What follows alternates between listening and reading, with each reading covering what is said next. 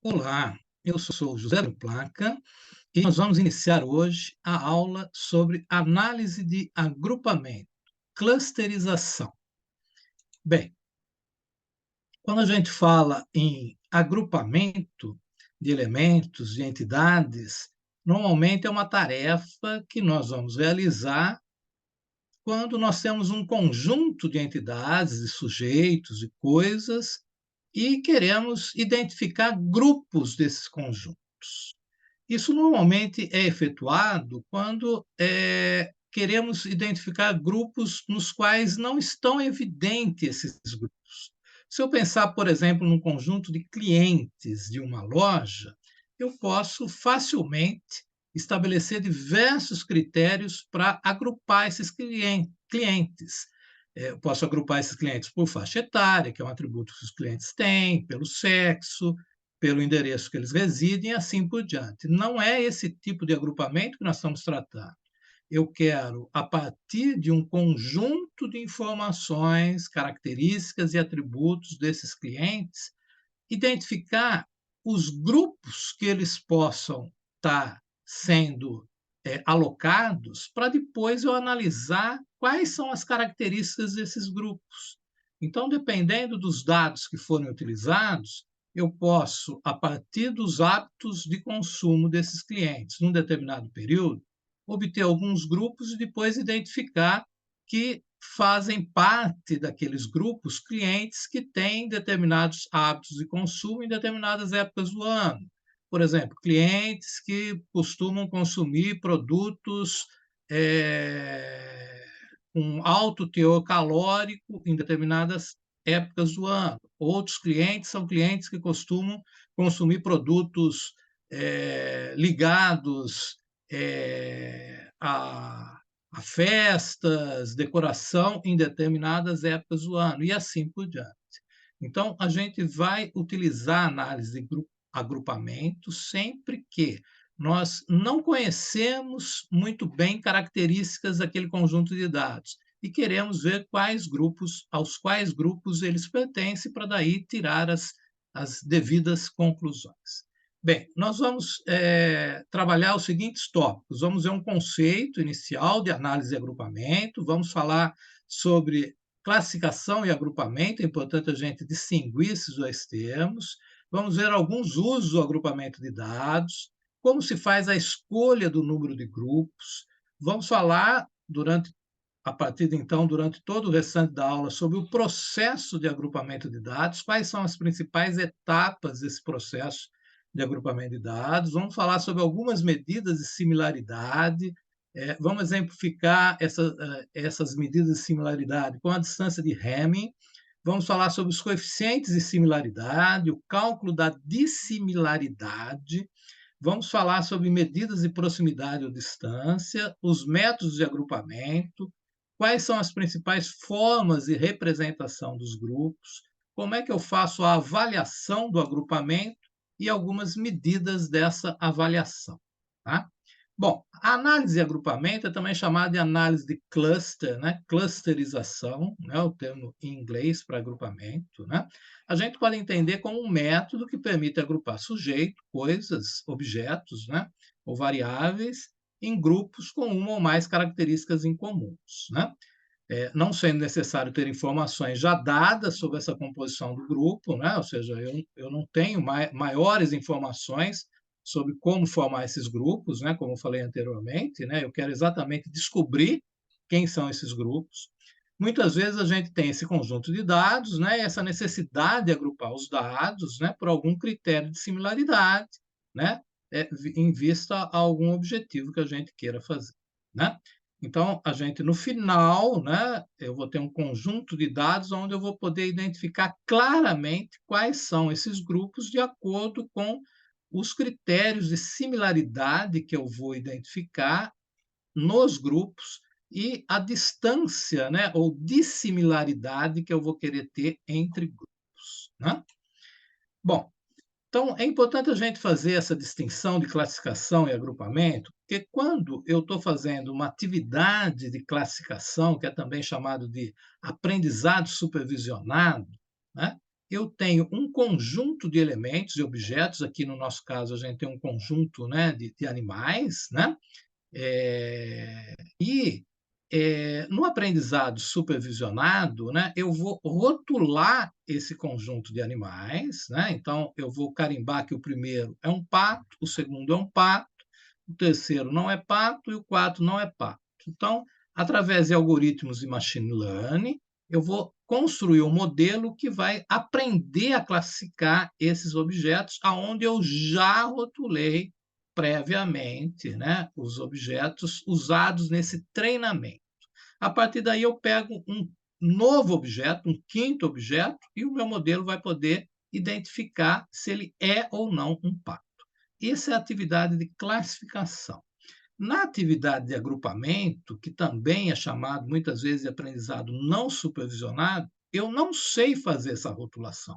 Né? Eu tenho um conjunto de objetos e eu vou aplicar algoritmos, né, que vão permitir que eu, no final, tenha grupos desses objetos. Então, eu tenho um conjunto de objetos distintos, aplico o meu método de agrupamento, e aí eu vou ter, no final, né, a formação de grupos, né, e, nesse caso aí, né, eu tenho lá os grupos separados, né, pelo tipo, né, de animal que estava sendo, né, identificado. Tá? É,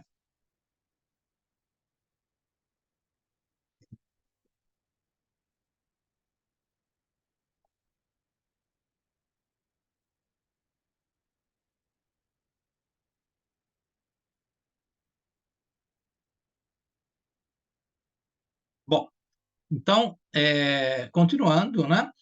No aprendizado não supervisionado, né? Eu tenho, na grande maioria dos casos, eu não tenho uma rotulação prévia dos objetos, ou seja, eu não tenho, né, essa identificação, né? Se era um pato, não era um pato, que tipo de animal que era, etc. e tal, né?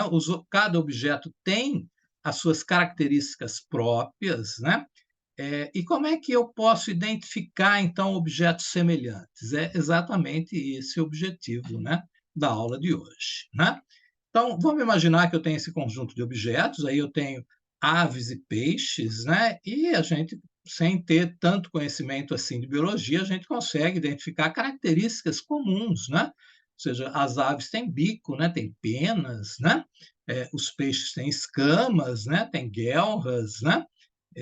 Então, eu já consigo identificar algumas características básicas desses animais, e através dessa similaridade dessas características, eu posso, então, agrupar esses animais, né, no grupo dos peixes, no grupo das aves. Né? Então, essa é a tarefa, né, do aprendizado não supervisionado, ou uma tarefa de agrupamento. Né? Então, no agrupamento de dados, né, nós vamos ver métodos de análise de dados que têm por objetivo descobrir grupos homogêneos. Né? E eles vão se basear nessa similaridade das características dos objetos. Né? E aí a gente vai ver, né, algumas fórmulas, né, que vão usar esse conceito, né, para eu poder identificar o quão similar é, né, um objeto de um outro. Né? Então, o que seria um grupo, né? Um cluster, né? Um subconjunto de objetos similares. E nós vamos procurar, né, ter um alto grau de coesão interna, significa, né, para objetos do mesmo grupo, eles têm um grande número de características similares, ou de índice, né, que a gente vai ver, que mede essa similaridade. E, em contrapartida, um alto grau, né, o maior possível grau de isolamento externo, no sentido de que, dentre um grupo e outro, eu tenho uma distância razoável que os separa. Né? Então, o grupo do quadrado, né, tem uma distância grande, né, vamos dizer aí, do grupo dos triângulos e do grupo dos círculos. Né? Bom, como é que em quais áreas eu uso o agrupamento de dados? Né? Hoje tem diversas aplicações, né? A medicina uma área, uma grande área, né, que faz uso do agrupamento de dados, né? onde eu posso, por exemplo, identificar categorias e diagnósticos, né? Então, eu tenho um conjunto, por exemplo, né, de pacientes que têm uma série de atributos, né, nome, sexo, sintomas, e a partir desses sintomas, né, que são similares, né, eu posso agrupar esses pacientes e identificar que todos eles possuem a doença X, ou a doença Y, ou a doença Z, por exemplo, né?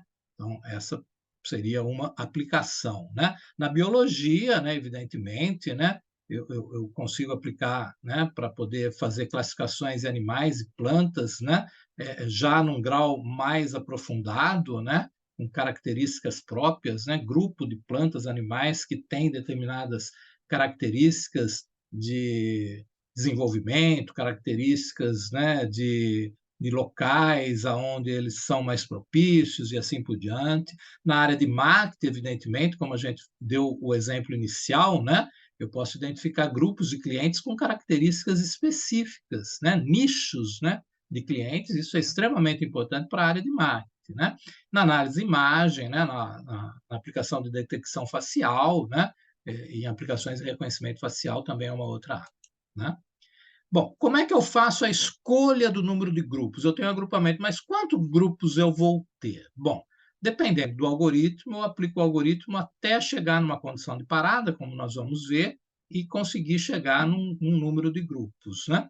Mas é, o conhecimento, né, do domínio, ele sempre vai ser importante. Porque se eu não tiver conhecimento nenhum do número de grupos que eu possa ter, né, eu vou ter que fazer, normalmente, a opção pelo método da tentativa e erro. E aí eu vou testando. Eu aplico o meu algoritmo, vejo quantos grupos formou, né? Aplico, calculo as medidas, né, de similaridade entre os elementos daquele grupo para ver se eles têm um alto grau de coesão, se aquilo faz algum sentido, está satisfatório. Se não fizer, eu continuo, né, interativamente aplicando o meu algoritmo.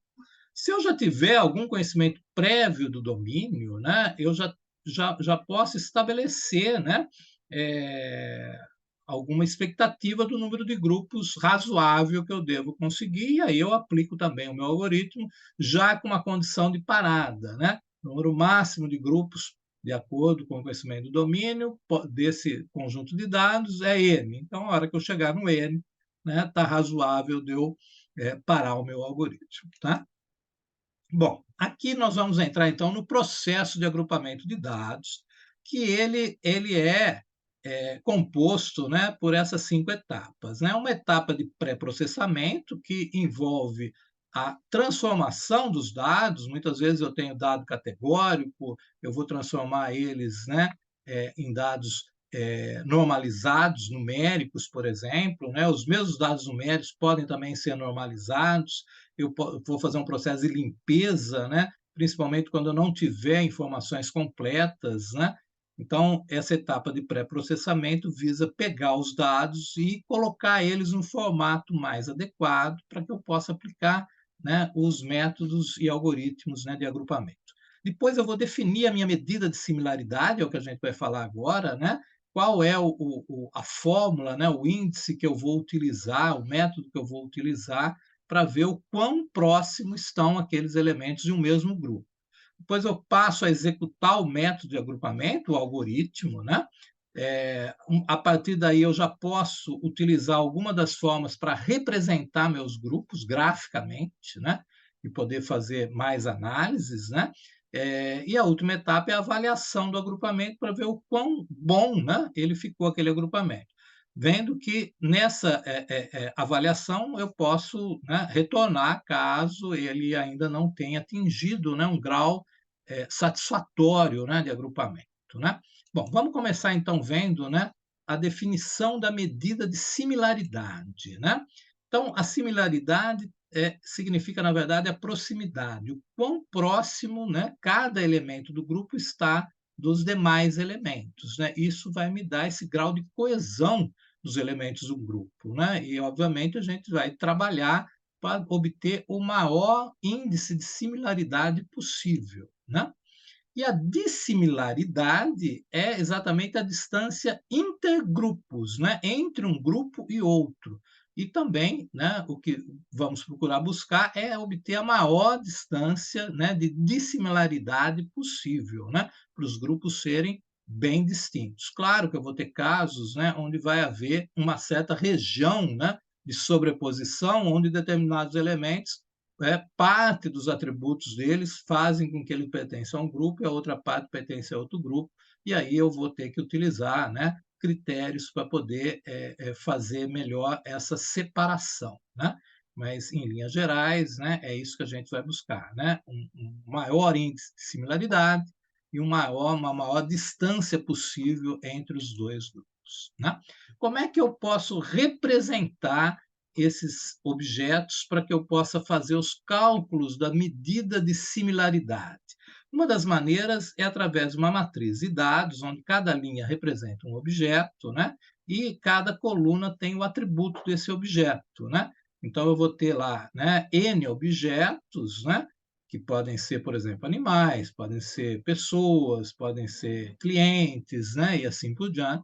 E cada um desses valores das colunas são atributos relativos ao conhecimento que eu tenho daqueles objetos, né?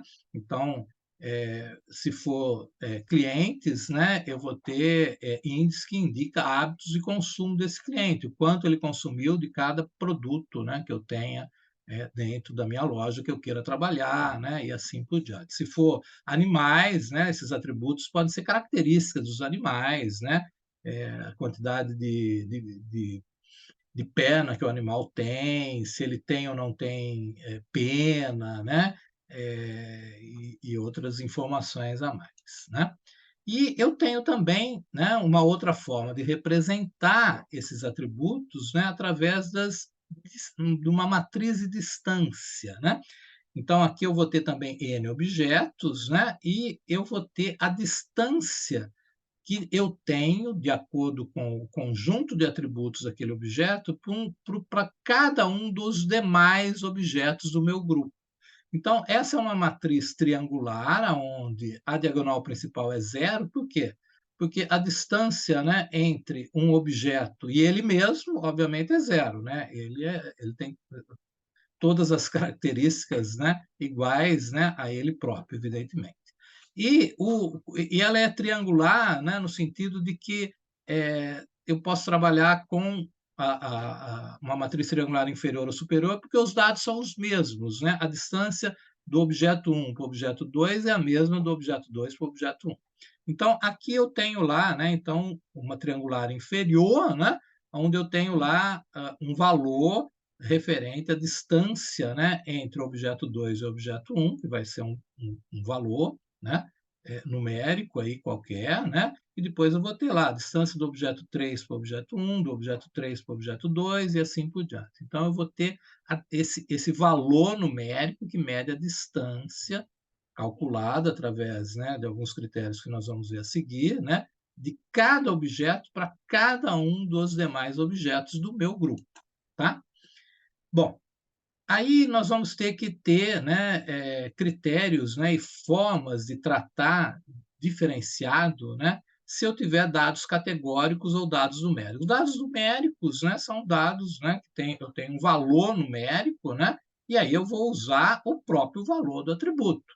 Então, eu tenho lá, né, a quantidade de, é, é, por exemplo, se eu estiver trabalhando com pacientes, né, a quantidade de índice de glicemia, né, de cada paciente, quantidade de colesterol, quantidade, né, de outros índices médicos, né, que cada paciente tem, de hemácias, hemoglobinas, etc. e tal, eu trabalho com o próprio valor do atributo. Né? Se eu tenho um dado categórico, né, no seguinte sentido, né, o animal tem pena, não tem pena, sim ou não, né? Ele tem quantidade, ele é um animal mamífero, ele é um animal aquático, ele é um animal réptil. Então, eu tenho informações que não são numéricas, né? E aí eu vou precisar de um mecanismo para normalizar esses dados, para poder trabalhar com eles em valores numéricos que representam esses dados categóricos, e normalmente eu vou fazer essa normalização para trabalhar no intervalo entre 0 e 1, né? E daí eu poder aplicar as medidas e fórmulas de similaridade, né? Então, eu vou ter essas duas categorias, né, de informações que eu posso ter na forma categórica, na forma numérica, e aí nós vamos trabalhar com fórmulas diferenciadas para cada uma desses formatos que eu vou ter os dados, tá? Uma das maneiras de calcular a similaridade é através da distância de Hamming, né? Isso é aplicado para dados categóricos binários, né? Binários no sentido que eu vou ter sim ou não, 0 ou 1, né? Então, eu tenho aqui um exemplo, né, que eu estou comparando o pato, o urso e o robalo com a cobra do mar, né? E aí os atributos que nós estamos identificando se o animal tem ou não pelo, se ele tem ou não penas, se ele é mamífero ou não é, se ele é aquático ou não é, se ele é predador ou não é, né? E aí eu estou vendo, né, que, de acordo com as informações que a gente tem desses animais, né, a distância de Hamming vai ser a quantidade de coincidências, né, que eu tiver desses atributos entre dois animais, né? Então, a gente está vendo, por exemplo, o robalo, né, com a cobra do mar, né? Tanto o robalo quanto a cobra do mar são animais. Tanto o robalo quanto a cobra do mar são pretos. Então, eu tenho duas coincidências aí desses atributos, né? Do robalo e da cobra do mar, né? Aí, o que eu vou fazer, então, no cálculo da distância de Hamming, né? Eu vou somar a quantidade de situações onde eu não tenho coincidência. No caso do robalo da cobra do mar, todas coincidiram, né? Tanto os dois são aquático e predador, nenhum deles é mamífero, nenhum deles tem pena, nenhum deles tem pelo. Então, tudo coincidiu, né? Eu não tenho nada que divergiu, então a distância de Hamming entre o robalo e a cobra do mar é 0, né? Ou seja, eles estão muito próximos, né? No caso, né, do urso e a cobra do mar, eu já tenho 3 situações de divergência, né? O urso tem pelo, a cobra do mar não tem, o urso é mamífero, a cobra do mar não é, né? A cobra do mar é aquático e o urso não é. Então, eu tenho 3 situações de divergência, só 2 de convergência, então a distância de Hamming é 3, ou seja, o urso está bem distante da cobra do mar. Então, a distância de Hamming eu vou utilizar para ver em quantas situações eu vou divergir. Quanto maior a distância de Hamming, maior a divergência entre os animais. Tá? Uma outra maneira, né, de se calcular a similaridade de dados categóricos binários é através de coeficientes de similaridade. Então, aqui a gente tem uma matriz chamada matriz de confusão, que ela deve ser interpretada da seguinte forma, né? Eu tenho aí uma série de atributos, né? Então, eu tenho ali, para cada par de atributos, eu vou fazer essa matriz. Então, eu tenho o atributo L do objeto J e o atributo L do objeto I. Então, ou seja, eu vou fazer isso para cada atributo de todos os pares de objetos, né? E aí eu tenho significa, né, que coincidiu, né? E o 0 que ambos não têm, né? Então, no caso, o atributo L do objeto J, né, com o atributo L do objeto I, né, a distância, né, entre ambos com relação a esse atributo, na presença dele é A, e a distância entre ambos com relação à ausência desse atributo, né, é D. Nos casos seguintes, é quando eu tenho um atributo no objeto, mas não tenho no outro, e vice-versa. Então, para cada uma dessas situações, eu tenho um valor correspondente. Tá? A partir daí, né, considerando então 1 é presença, o 0 é ausência, né, eu tenho quando os dois são presentes, quando os dois são ausentes, e quando um tem e o outro não tem. Então, ele usa também o fato de um outro objeto não ter aquele atributo. A partir daí, a gente tem três principais métodos que calculam os coeficientes de similaridade, que é o método Matching, do Jaccard, Rogers e Tanimoto, que vai usar essas fórmulas que vão me dizer um valor correspondente para cada par de objeto-atributo que eu vou ter, e aí eu vou usar esse valor para saber o quanto que aqueles objetos estão próximos ou não, tá? No caso do Matt e o Roger Tanimoto, eles são simétricos, né? Ou seja, eles consideram tanto a ausência quanto a presença dos atributos, né? Vocês viram que eles consideram, né, o A, o B, o C e o D, né? No caso do Jaccard, ele só considera o A, o B e o C, né? Bem, então, usando, né, aquele mesmo exemplo, né, que a gente estava vendo da cobra do mar, pato, urso e robalo, né, eu tenho lá a presença ou não daquele atributo, né, eu aplicando aquelas fórmulas que a gente viu anteriormente, né, do Matt, do Jaccard e do Roger Tanimoto, eu vou ter esses índices de similaridade, né, e aí a gente está vendo, né, por exemplo, o quanto o robalo está próximo da cobra do mar, porque eu obtive um índice 1, né? Então, faz sentido também, né? A aplicação, né? Considerando esses atributos, a gente está vendo que o urso está muito distante, né? Da cobra do mar, né? Inclusive, pelo índice do MET, isso fica mais evidenciado, né? A mesma coisa acontece com o pato, né? Ele está muito distante da cobra do mar, pelo MET isso fica mais evidenciado. Vocês estão vendo que esses valores todos eles vão dar valores entre 0 e 1, ou seja, né? Quanto mais próximo de 1, mais próximo o objeto é, né? E quanto menor, né, o valor, mais diferente, né, esses objetos são, tá? Bom, ainda com dados categóricos nominais, né, eu tenho o cálculo também da dissimilaridade, o quão diferente eles são, né? E o cálculo da dissimilaridade, ele vai ser usado essa fórmula, né, onde eu vou ter o número total de atributos, né, menos o número de atributos iguais entre os objetos que estão sendo comparados dividido por m, né? Então, eu posso aplicar isso em situações onde eu tenho, né, esse conjunto, né, de atributos, frequência cardíaca, respiração, tônus muscular, e eu tenho lá, né, no caso, né, para 3 amostras, né, se essa frequência está ausente no objeto, uma amostra 0, né, se ela está lenta no objeto 1, se ela está mais rápida, né, a frequência no objeto 2 e assim por diante. Então, eu tenho aí um conjunto de dados categóricos nominais, e aí eu vou comparar, né, para calcular a distância, cada par de objeto, né, o número que ele tem de atributos, menos o número de atributos iguais, dividido pelo número de atributos, tá?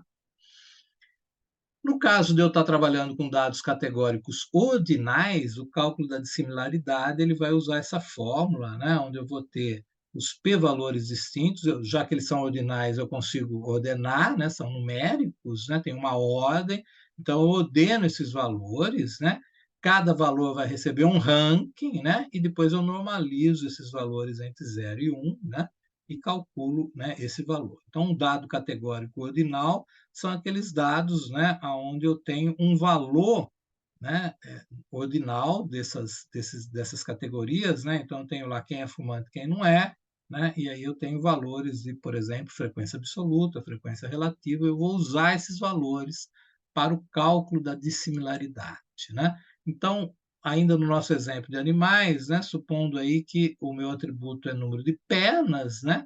Então, eu tenho lá animais que têm 0 pernas, 2 pernas, 4, 5, 6 e 8.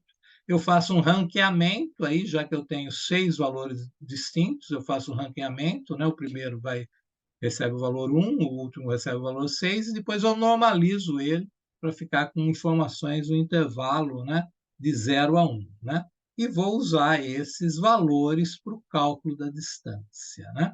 Então, note bem, todo esse trabalho que a gente está vendo, seja dados categóricos nominais ou dados categóricos ordinais, visa transformar essas informações em valores normalizados para que eu possa aplicar a seguir as medidas que vão me conduzir à formação, né, ou não de grupos, né.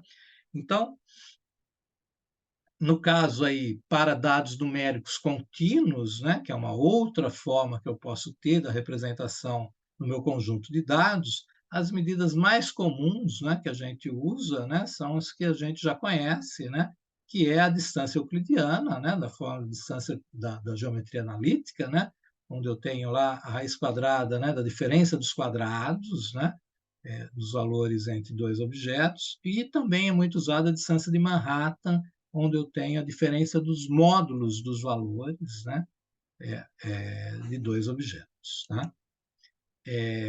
Então, essa é a primeira etapa, né? A definição da medida da similaridade. Vocês viram que vai depender de como eu tenho esses dados, se eles são categóricos ou ordinais, né? E depois eu vou ter essas possibilidades de utilizar aquelas fórmulas, né, que a gente apresentou, né, para os dados categóricos, né, nominais, ordinais, né, para cada um deles eu tenho uma fórmula que eu posso calcular essas medidas de similaridade entre cada par de objetos. Para cada par de objeto, eu vou ter uma medida de similaridade entre eles, né? E é isso que eu vou usar, né, a seguir na execução do método de agrupamento, né?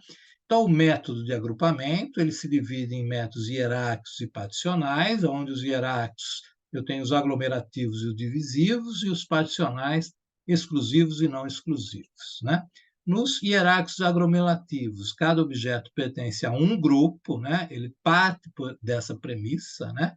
E os objetos são agrupados até um determinado critério de parada, né? Então, esse critério de parada, né? Lá atrás, lembra que a gente comentou sobre a quantidade de grupos, né? Se eu já tiver algum conhecimento do domínio, né? Eu já sei qual o grupo, número de grupos máximos para aquele domínio. Então, esse critério de parada pode ser, por exemplo, né? Até atingir esse número de grupos, né? Nos hierárquicos divisivos, todos os objetos pertencem a um mesmo grupo e, a partir daí, eu vou dividindo esse grupo até chegar em grupos menores e até chegar no critério de parada. Aí também, mais uma vez, né, o conhecimento do domínio pode ser muito útil para eu saber quando parar. Né? Evidentemente, né, não faz sentido nenhum eu ter partido todos os objetos no mesmo grupo e depois chegar em cada objeto pertence a, eu tenho grupos e um único objeto, né? Isso não vai me agregar informação nenhuma, né? Mas a estratégia, né, dos hierárquicos divisivos é partir, né, de um grupo único e efetuar as divisões e ir calculando, né, as similaridades que eu vou tendo, né, até eu parar, né, num determinado ponto que seja razoável para eu poder identificar esses grupos formados. Bem, eu tenho os particionais exclusivos, cada objeto pertence a um único grupo, então eu não tenho possibilidade daquela fronteira, né, onde o objeto pode estar num grupo, pode estar no outro, né? E os não exclusivos, cada objeto pode pertencer a mais de um grupo, né? Isso também é chamado de agrupamento fuzzy. Em muitas situações, né, na vida real, né, eu não tenho esse limite claramente definido, então eu tenho que trabalhar com essa fronteira, né? Eu ainda posso dividir os métodos de agrupamentos em monotéticos ou politéticos, né? No monotéticos, né, eu só tenho um único atributo, politético eu tenho vários atributos, né? Então, eu tenho essa divisão e eu uso o número de atributos para calcular a distância, tá? Claro que com poucos atributos, né, um único atributo, né, eu fico mais restrito, né? Quanto maior o número de atributos, né, mais possibilidades eu tenho, né, de identificar grupos. Eu também posso ter os métodos como RAD ou fuzzy, né? O RAD significa que ele pertence integralmente a um grupo e o fuzzy ele pode pertencer a mais de um grupo. Eu tenho os métodos determinísticos estocásticos, né? Onde o determinístico eu vou ter sempre o mesmo resultado do agrupamento, e o estocástico eu posso ter, de acordo, a cada rodada do meu método, eu posso ter modificações no agrupamento. Bom, aí a gente passa para a representação dos grupos, né? Então, posso representar os grupos depois que eu apliquei meu método de agrupamento, né? como protótipos, estruturas em grafo, em aves ou rotulação. O que seria o protótipo? O protótipo é quando eu, após identificar os grupos, eu estabeleço um elemento protótipo, que pode ser um próprio elemento do grupo, ou pode ser a média dos elementos do grupo, e esse elemento é o elemento base para aquele grupo, né? É o elemento que caracteriza o grupo, né, como um todo, né? É o referencial do grupo, né? Eu posso também, a partir dos grupos formados, fazer uma representação em grafo desses grupos, e aí, para cada grafo, eu vou ter quantidade de nós, arestas, né, e todas aquelas informações relativas à teoria dos grafos. Eu também posso representar uma estrutura em árvore, né? Aqui eu tenho uma representação dos grupos em estrutura em árvores, nesse caso ainda é uma árvore binária, né? Ou seja, para cada ramo eu tenho duas possibilidades, né? Dependendo do tipo, né, de amostra que eu tenho, né, ela pode ter esse tipo de características, né? E isso depois vai ser útil para aplicar outros algoritmos, né, para poder identificar, por exemplo, regras de associação relacionadas a esses agrupamentos. E eu tenho a rotulação, né, onde não tem uma representação gráfica, né, mas eu tenho os grupos e eu estabeleço um rótulo para aquele grupo, né, um label, né, que vai identificar, vai caracterizar melhor esse grupo. Bem, aí a gente parte para a parte de avaliação do agrupamento, né? Aonde, dependendo do resultado dessa avaliação, eu posso retornar para alguma fase anterior, né? E refazer esse processo, né? É importante ressaltar que a técnica de agrupamento, muitas vezes, ela requer essa interatividade até eu chegar num resultado satisfatório, tá? Bom, como é que são os critérios para avaliar o agrupamento, né? Eu vou olhar a compactação intragrupo, ou seja, né, dentro do mesmo grupo os objetos têm que ter uma alta similaridade, né, devem estar próximos, e eu vou olhar a separação, a situação intergrupos, né? Os grupos devem estar o mais distante possível um do outro, né? E, para isso, né, nós vamos usar algumas medidas de avaliação, que podem ser internas ou externas, né? As internas, eles vão avaliar as informações dos objetos, né? E as distâncias, né, calculadas intragrupo, né, entre um objeto e outro do mesmo grupo, e intergrupo entre objetos e grupos diferentes. E as externas eu comparo com o agrupamento ideal. Isso raramente vai acontecer, né? Mas seria o caso de eu ter um gabarito, né, para comparar, né? Então eu tenho que ter um conhecimento prévio, eu tenho que ter algum histórico, né, para eu poder comparar, né, nesse caso, né, com o resultado que eu tenho com esse gabarito, né? Bom, então na avaliação do agrupamento a gente tem alguns índices. O índice de Doom é um índice que ele considera intra e intergrupos, né? Vai no intervalo de 0 até mais infinito, né? Ou seja, números positivos. Quanto maior o valor, melhor o agrupamento, né? Então, quanto maior o índice, né, que eu tenho, melhor o agrupamento, né? E ele faz esse equilíbrio entre a compactação interna, né, entre os elementos do mesmo grupo, e a separação externa. Eu tenho o índice de Belzedek-Paul, né, que a separação dos grupos é mais importante, né? Então, ele usa um valor médio da medida intergrupos, né, também no intervalo, né, de 0 a mais infinito, números positivos. Quanto maior esse valor, melhor o agrupamento. E eu ainda tenho, né, algumas medidas de avaliação externa, né? Então, a entropia, né, ela indica a homogeneidade da classe dos objetos no grupo, né? Então, aí eu vou ver o quão aqueles objetos no mesmo grupo, né, tem um conjunto, né, de atributos e de informações que são similares entre si, né? Então, torna aquele conjunto de elementos homogêneos, né? Então, quanto mais baixa a entropia, mais os grupos são homogêneos. E a pureza é a proporção de uma classe dominante em relação ao tamanho do grupo. Então, quanto maior esse valor do índice, maior a pureza, né? Para eu poder identificar o quão bom foi feito aquele agrupamento. Tá? Bem, chegamos ao final dessa aula. Espero que todos tenham acompanhado bem. A tarefa de agrupamento é uma tarefa importante quando eu tenho um conjunto de dados aos quais eu tenho conhecimento de um conjunto de atributos ou de outras características desses dados, porém eu preciso ou tenho a necessidade de identificar quais seriam os grupos que aquele conjunto de dados forma, para a partir daí, né, ter esses grupos formados e tirar conclusões, fazer avaliações, fazer tratamentos diferenciados e assim por diante. É uma tarefa muito comum em diversas áreas, como foi dito, né?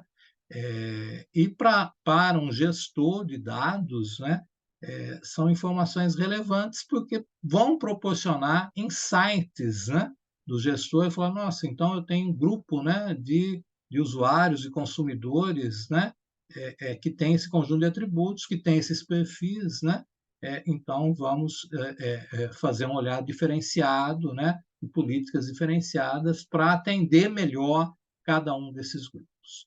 Ficamos por aqui. Até a próxima.